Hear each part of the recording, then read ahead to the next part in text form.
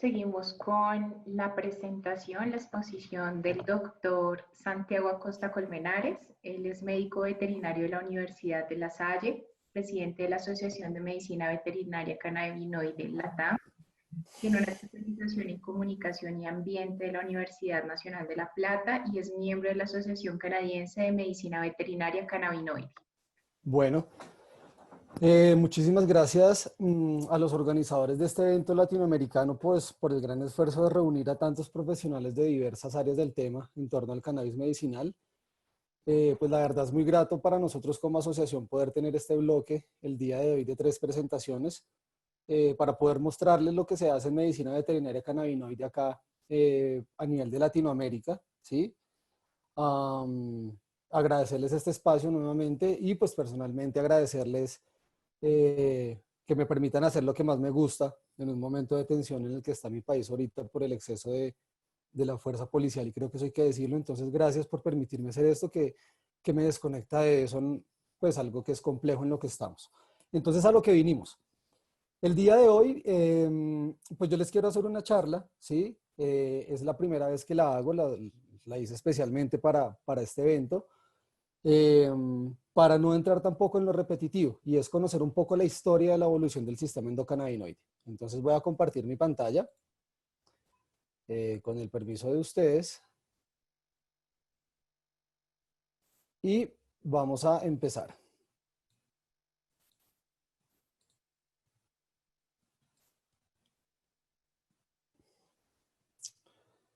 Listo. Yo tengo que estar mirando mi reloj. Perfecto. ¿Por qué hablar de la historia evolutiva del sistema endocannabinoide animal? Pues porque es interesante entender un poco cómo fue el paso de este sistema hasta que llegó al humano. Nosotros conocemos este sistema hace relativamente poco, ya lo vamos a ver ahorita. Entonces hay un paso a través de la historia, tanto del conocimiento como de la evolución de este sistema, que es lo que yo les quiero comentar el día de hoy, que es lo que quiero que ustedes se lleven el día de hoy de esta charla. Lo primero que yo quiero hacer es agradecerle a todas las personas que han estado inmersos en la historia de la evolución del sistema endocannabinoide de las culturas milenarias como la hindú, como la china, la cultura de Jamaica, ¿sí? Obviamente al padre antiguo de la medicina moderna, a Sir William O'Shaughnessy, quien fue el que trajo el conocimiento un poco desde la India Occidente, y pues viéndolo en la época moderna, obviamente, cómo no agradecerle al doctor Rafael Mechulam, al papá de todos nosotros en esto, y a otro padre nuestro, pues el doctor Itan Rousseau, que son unas personas, digamos, muy influyentes en el medio, y no podemos dejar por fuera a las mujeres, que tienen una gran influencia también en la historia del cannabis medicinal y sobre todo en la parte moderna. La doctora Mara Gordon, gran investigadora, la doctora Cristina Sánchez, gran investigadora también en cáncer, y la doctora Ana María Grasmullo, representante de la Fundación Daya de Chile. Y pues obviamente la Asociación de Medicina Veterinaria Cannabinoide de Latinoamérica, que pues a partir de este momento está empezando a hacer historia.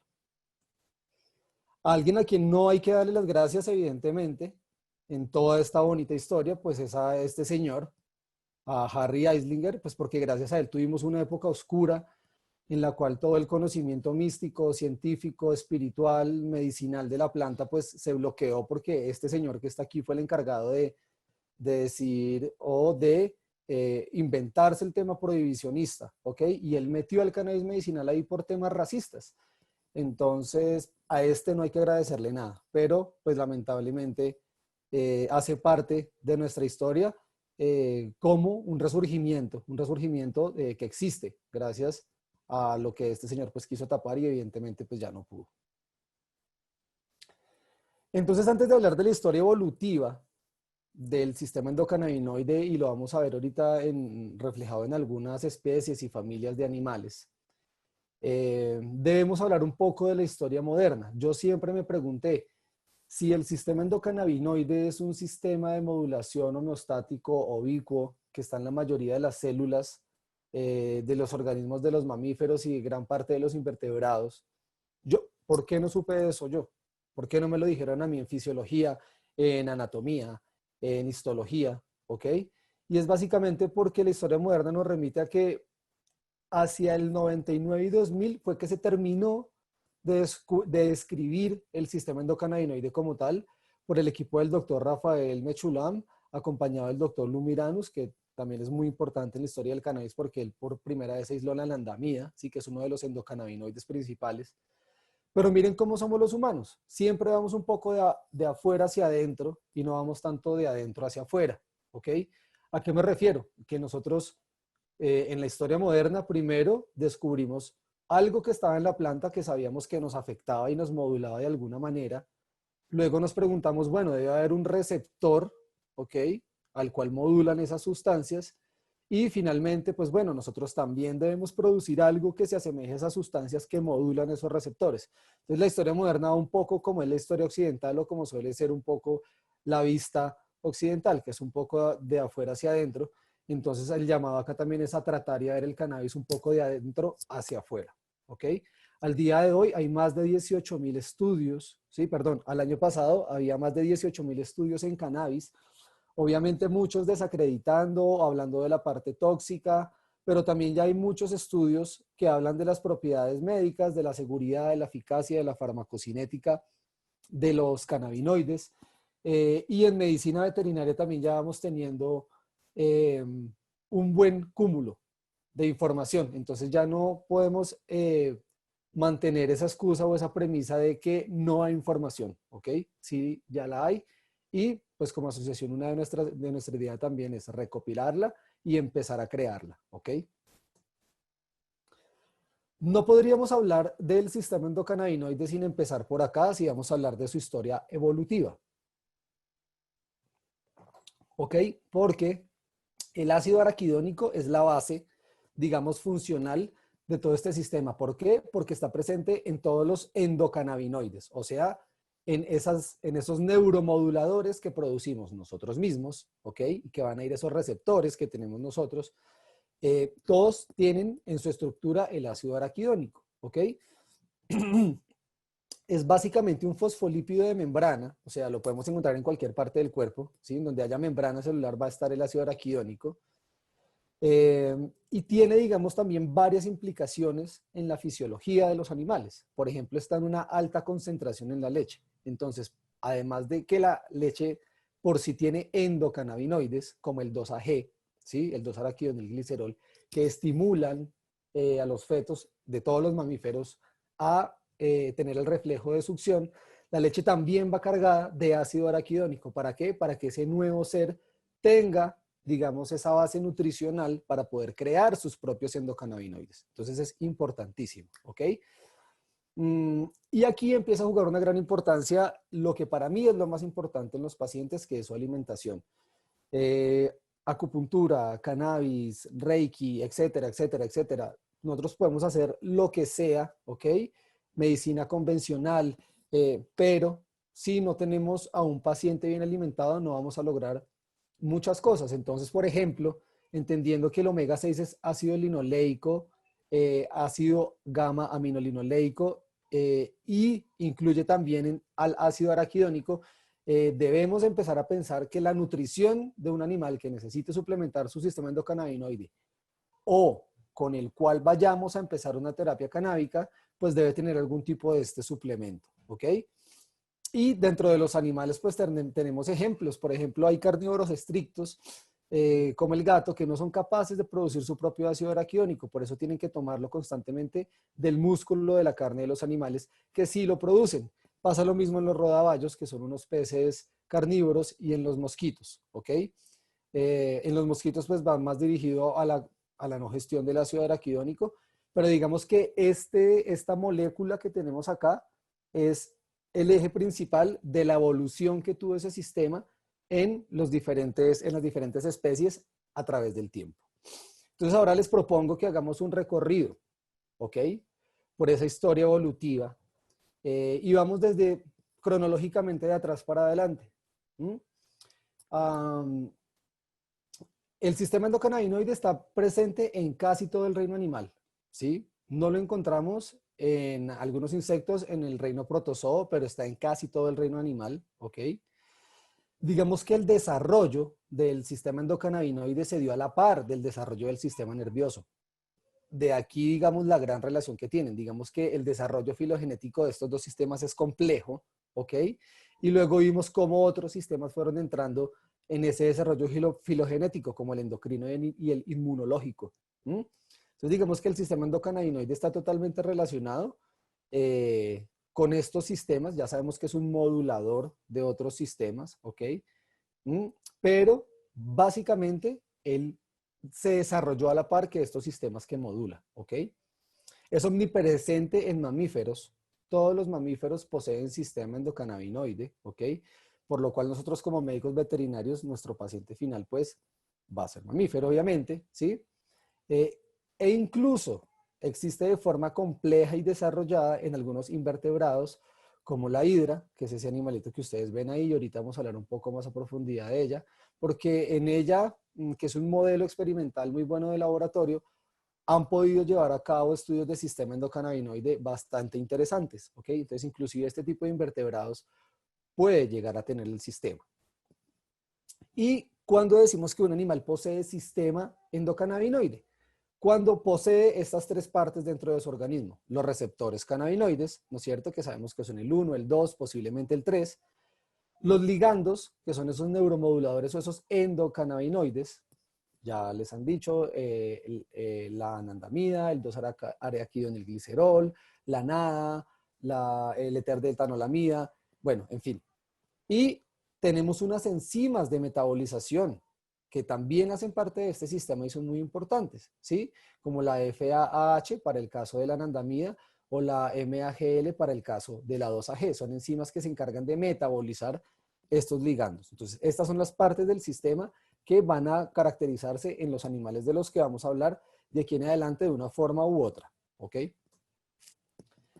Entonces empecemos por los invertebrados. Con los invertebrados pues ha habido alguna dificultad para aislar el gen como tal que codifica los receptores para cannabinoides, por eso hoy en día decimos que eh, no poseen sistema endocannabinoide porque aún no se halla ese gen que codifique ese receptor que lo permita clonar y que permita desarrollar, digamos, todos los estudios consecuentes. Pero sí puede haber evidencia, ¿sí?, de enlace en algunos invertebrados de algún receptor, de algún ligando específico a algún receptor relacionado a estos fosfolípidos de membrana, según Portland, ¿ok? Tocaría investigar un poco más a fondo. Pero vamos a ver algunos ejemplos dentro de los invertebrados, ¿ok? Entonces tenemos a los insectos, por ejemplo.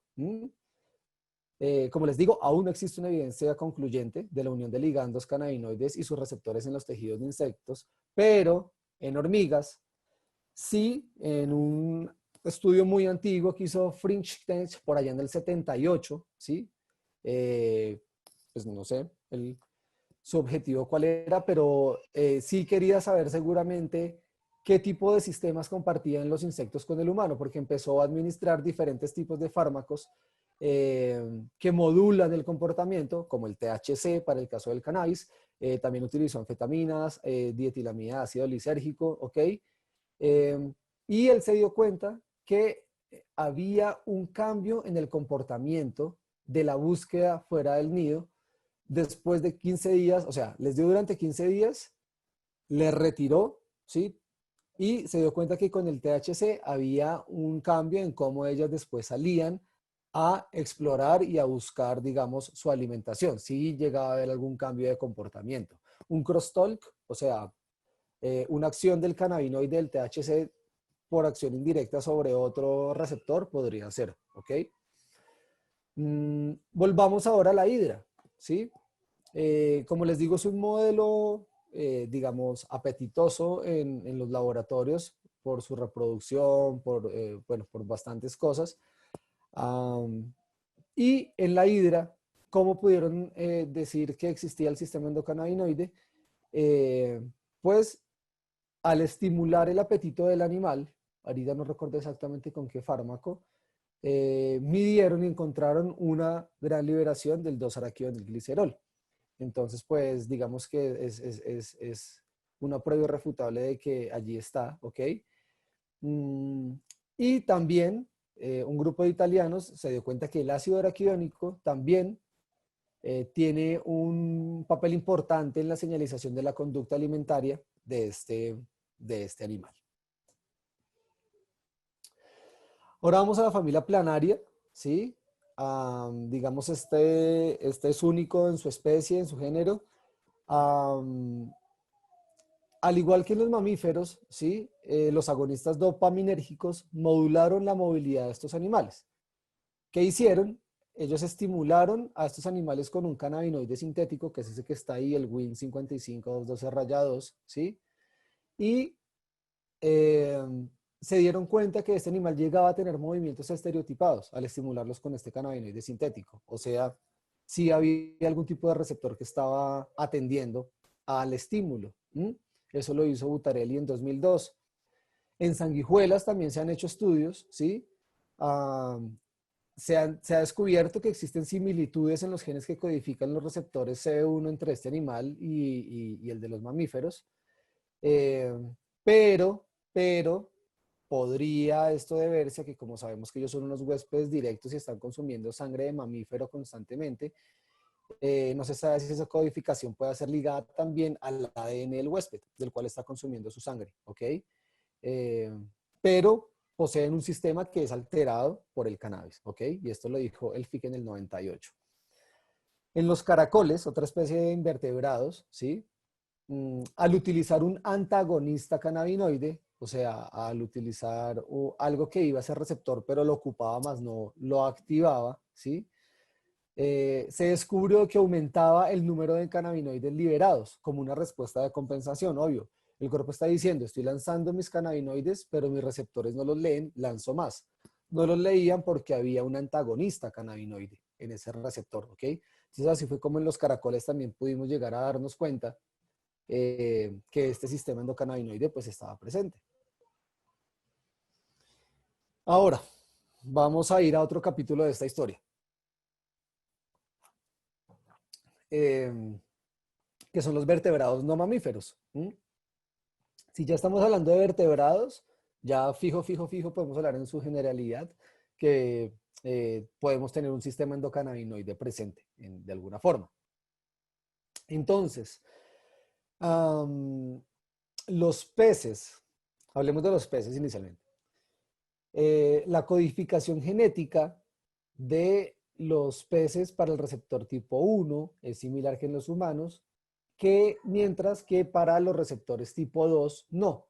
Esto, si se los digo, también sucede, por ejemplo, entre perros y humanos. También hay diferencias, hay mucha similitud entre el gen que codifica el receptor tipo 1, pero no es tan similar el que codifica el receptor tipo 2, ¿ok? Es un punto interesante para tener en cuenta. También Cotón en 2005 comprobó que el sistema endocannabinoide pues estaba implícito en el comportamiento alimenticio de los peces. Y en un ensayo controlado en los goldfish, en pececitos goldfish, hubo una mayor respuesta de las células cónicas, ¿sí? A la luz cuando se usó este mismo cannabimimético sintético que es el WIN 55.212-2. Entonces hubo una respuesta positiva ahí. Ahora, si vamos por el lado de los anfibios, lo que se ha podido estudiar es en los tritones con respecto a cannabis. Digamos que la fotico que ustedes ven ahí es la característica típica de cortejo y cópula de estos animales. El macho hace una prensión, literalmente agarra a la hembra y no la suelta hasta que termina el acto. Entonces, este comportamiento fue el que ellos quisieron medir, a ver si era, digamos, modulado por los cannabinoides. Se dieron cuenta que en ese momento, cuando está ese comportamiento, hay una disminución de la actividad de las glándulas adrenales, ¿sí? Y pues al utilizar un agonista específico para CB1, en este caso el leonantadrol, ¿sí? ese comportamiento, digamos, tendió a disminuir, al estimular ese receptor específicamente. Así fue como ellos pudieron ver que ahí está implícito el sistema endocannabinoide. Ahora, las aves, que ya digamos pueden ser un modelo clínico pues para nosotros los veterinarios, porque eventualmente si vemos aves, hay algunos que se dedican solo a las aves, por ejemplo. Entonces, experimentos en palomas demostraron que el THC no produce los efectos psicofarmacológicos que se producen, por ejemplo, en los mamíferos, ¿sí? Como en ellas sí lo producían agonistas opioides, barbitúricos, benzodiazepinas, antagonistas colinérgicos, anfetaminas y ácido lisérgico. Y en el pinzón cebra se descubrió cómo la localización, ¿sí?, y la actividad de los receptores tipo 1 es distinta en las regiones del telencéfalo encargado del aprendizaje del lenguaje, de las vocalizaciones, de la comunicación. Y pues en esta gráfica de ese estudio se dan cuenta cómo al utilizar un antagonista, o sea, como al bloquear los receptores tipo 1, la capacidad de aprendizaje era menor, ¿sí? Que los que simplemente se les dio un vehículo en este experimento. Acá tenemos una pequeña tabla, ¿sí? Un resumen de, pues, como de lo que se puede encontrar al respecto. La mayoría de esta información yo la saqué de un libro buenísimo que la recomiendo a todos mis colegas, ya todos lo conocen, que es El comportamiento neurobiológico del sistema endocannabinoide. Y pues en esta tablita tenemos un resumen de estos animalitos en los cuales se ha hecho investigación con cannabis, pues cuál ha sido el efecto sobre el comportamiento que se midió. Entonces pues tenemos ahí algunos ejemplos. En el pez beta se inhibió agresión. En el pez, pues como ya les dije, en el goldfish hubo una mayor recaptación de luz por parte de las células cónicas. Bueno, y en general un poco de los que hablamos pues están ahí resumidos. Ahora pasemos a los mamíferos, que eso es con los que tenemos más relación desde la parte clínica, es como de lo que más se tiene un poco también de conocimiento, ¿ok? Y acá estamos viendo, vamos a ver en esta charla, digamos, los dos modelos desde la medicina veterinaria que cobran una gran importancia, sin no decir que todos son importantes, sino desde la parte de investigación, que son los roedores, los modelos murinos en laboratorio, y como modelo clínico, pues los perros, digamos, que es como una de las mayores casuísticas, o por lo menos en mi caso, y en general en la clínica de pequeños animales, pues es la mayor casuística, ¿sí? Acá nosotros, ¿qué vemos? Acá nosotros vemos una tinción, ¿sí? Primero, todo esto lo hacen por inmunistoquímica, el cerebrito que está arriba es de un ratón, si es un corte histológico, y se marcó este fármaco que se había utilizado, que es un agonista de los receptores tipo 1, o sea, fue y los marcó, y hicieron cómo se ligaban estos cannabinoides sintéticos en las diferentes partes. Entonces, obviamente lo que sabemos, miren, del cerebelo, ¿sí? El hipocampo, ¿sí? Importantísimo que en el tallo no tenemos, está casi en blanco, ¿sí? Y lo mismo va para cuando se hizo la inmunistoquímica para los receptores tipo 1 en ratones, ¿sí? Muchísimo en cerebelo, ¿ah? En el hipotálamo también algo, pero en el tallo muy poco, y la inmunistoquímica para tinturar el 2-AG a nivel de cerebro. Y nuestro modelo directo de estudio clínico, por ejemplo, en este caso, que sería el perro, pues ya nos dice varias cosas, tenemos varios avances en este aspecto, así que colegas, ahí atención. Ya por este estudio, que nos habla de la localización y cuantificación de los receptores cannabinoides en perros, sabemos que a diferencia de otros mamíferos, los perros expresan mayor cantidad de receptores tipo 1. Esto quiere decir que son más sensibles al THC. Esto no quiere decir que no se pueda utilizar el THC en ellos. Sí se puede usar. Yo lo he utilizado durante mucho tiempo en mi práctica clínica y la verdad con buenos productos, con experiencia, no hay ningún tipo de problema, ¿ok? Pero esto sí los hace más sensibles, que expresan mayor número de receptores tipo 1. Pero si ustedes ven la distribución, es casi la misma en los mamíferos. En donde más hay va a ser en cerebro, luego en sangre, luego en testículos, grasa visceral, etcétera, etcétera, etcétera. Y Meola, en un estudio un poco largo que hizo, pero muy interesante, entre 2005 y 2010, en el cual incluyó algunos casos de toxicologías en animales, también nos habló de los metabolitos de los cannabinoides activos, o sea, de lo que sucede cuando pasan por el hígado de estos cannabinoides de los animales. Y resulta que, por ejemplo, un gato o un humano, cuando el THC pasa por su hígado, se convierten más o menos en 100 metabolitos, de los cuales uno es activo, el 11-hidroxi-THC. En los perros, con sus particularidades, cuando el THC pasa por el hígado de ellos y también se convierte en alrededor de 100 metabolitos, no hay uno activo, sino dos que son activos y más potentes, el 11-hidroxi y el 8-hidroxi-THC. ¿Ok?